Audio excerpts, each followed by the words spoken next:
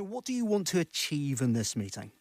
Well, I'll again be pointing out that the protocol is doing untold damage to the trading relationship of the internal market of the United Kingdom, which of course is contrary to the UK Internal Market Bill, which was passed in the House of Commons at the end of last year.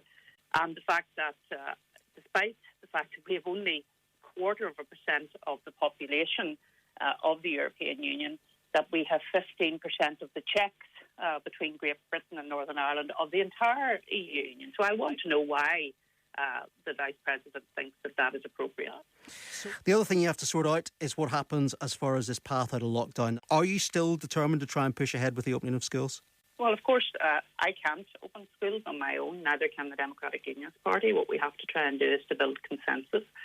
We believe, and we said it at the executive last week and at the press conference last week, we said that our preference was that schools would open.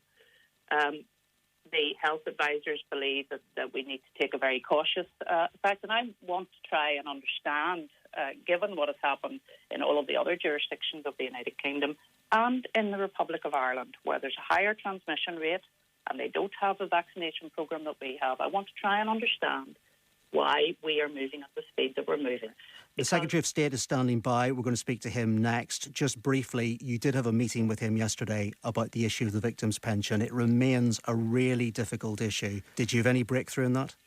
Well, we did have a very good meeting yesterday, and I think it's important to say to all of those people who have been waiting for far too long on their victims' pension payment, and it is regrettable that one party, Sinn Féin, has delayed this pensions payment.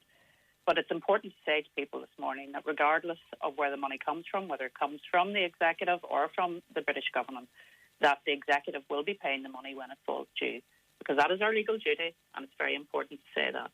And can I just say, before you speak to the Secretary of State, that it is an important day today for the northwest of Northern Ireland, with the city deal being signed. And of course, I'm sure everybody will remember that that was part of our confidence and supply agreement with the Conservative Party. I'm sure you were going to ask him about that, Chris, when you interview him.